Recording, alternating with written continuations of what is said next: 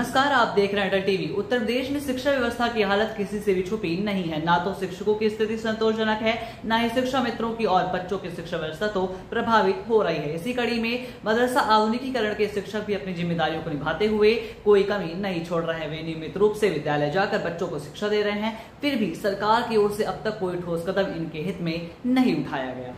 इन शिक्षकों ने भी कई बार अपनी मांगों को लेकर कार्यक्रम किए, ज्ञापन पत्र सौंपे, लेकिन नतीजा सिर्फ आश्वासन तक ही सीमित रहा। राज्य मंत्री दानिश आजाद अंसारी समेत कई मंत्री केवल आश्वासन देते ही नजर आए, लेकिन जमीनी स्तर पर कुछ भी नहीं बदला। बीते 8-9 वर्षों से शिक्षक केवल आश्वासन ही सुनते आ रहे हैं, जिससे अब वे थक चुके हैं और मायूस भी हो चुके हैं। इसके बावजूद इन शिक्षकों ने हार नहीं मानी है। अब जबकि प्रदेश में मानसून सत्र की शुरुआत होने वाली है, तो वे रणनीति बना रहे हैं कि किस तरीके से अपनी बात को प्रभावी तरीके से सरकार तक पहुंचाई जाए, ताकि सत्र शुरू होने से पहले ही उनकी समस्याओं का समाधान किया जा सके।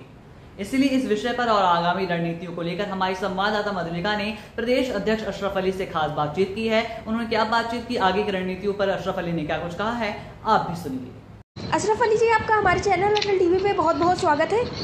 बहुत बहुत धन्यवाद मैम, अटल टीवी टीम का आपका। अशरफ अली जी, जैसा कि देखने को मिल रहा है कि बहुत जल्द ही मानसून सत्र की शुरुआत होने वाली है और ऐसे में तमाम तरह के जो कर्मचारी शिक्षक हैं वो रणनीतियां बना रहे हैं और प्रयास कर रहे हैं कि इस मानसून सत्र के पहले ज़्यादा से ज़्यादा चाह करके सभी लोगों से बातचीत की जाएगी और समस्याओं को सरकार तक पहुंचाने का प्रयास किया जाएगा। तो मैं जानना चाहूँगी कि मदरसा आधुनिकीकरण शिक्षकों की तरफ से क्या कुछ चीज़ें की जाने की तैयारी की जा रही है, क्या कुछ रणनीतियाँ आप लोग बना रहे हैं?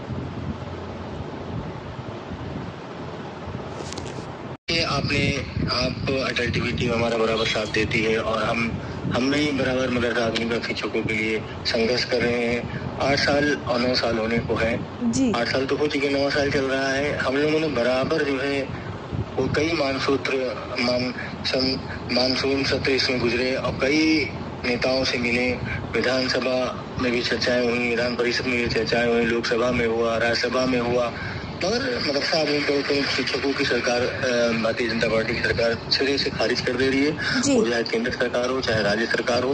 और अब हम लोग एकदम मायूस हो चुके हैं क्योंकि कहीं से कोई इंसाफ हम लोगों को नहीं मिल रहा है। अगली बात पैरवी की और सत्र आने वाला है, वो तो हम लोग बराबर लगातार निरंतर पैरवी करते चले आए और करेंगे जी।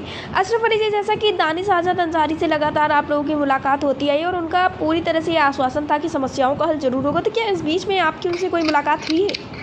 बराबर मुलाकात होती रहती है, बराबर जो है हम लोग जब नहीं पहुंच पाते थे फोन से भी बात करते हैं, तो बराबर यही होता है कि बस बहुत जल्द होने वाला है, हो जाएगा, होने वाला है, बात हो गई है, मीटिंग हो गई है। और कितनी मीटिंग हो रही है, कब होगा, ये तो हमें नहीं मालूम है।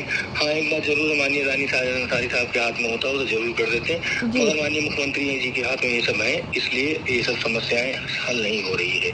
मदरसा आधुनिकीकरण शिक्षकों की समस्याएं जब देखते हैं, हमारे बहुत सारे साथी ऐसे ओल्ड हो चुके हैं, न कोई कुछ काम कर सकते हैं, न कुछ कर सकते हैं। बहुत सारे साथी लेडीज साथी हैं, वो भी कुछ नहीं कर सकती हैं।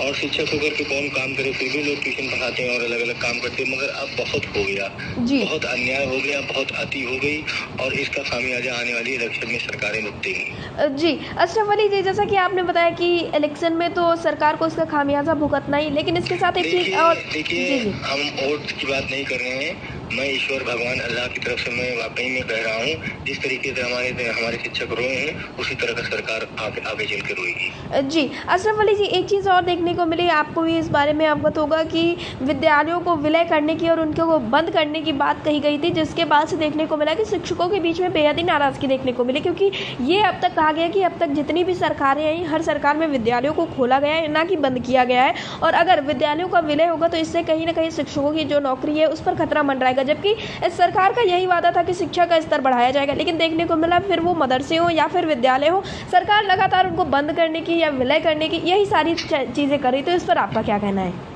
देखिए, ये सरकारें काम नहीं कर पाती हैं तो ये यही सब काम करती है जी। इसलिए जो मैं यही जानता हूँ, शिक्षा का बढ़ावा देना चाहिए। और जो अगर स्कूलें विलय होंगी तो इसमें ये नुकसान होगा कि जो बच्चे थोड़ी थोड़ी दूर पे जाकर के पढ़ लिया करते थे, पैदल ही जाकर के, बहुत जगह साधन नहीं होंगे, काफी दूर है, एक स्कूल से दूसरी स्कूल काफी दूर हो जाएगी, तो छोटे बच्चे उनको जाने में परेशानी होगी। इससे जो है शिक्षा का स्तर घटेगा और लोग पढ़ाई से दूर भागेंगे।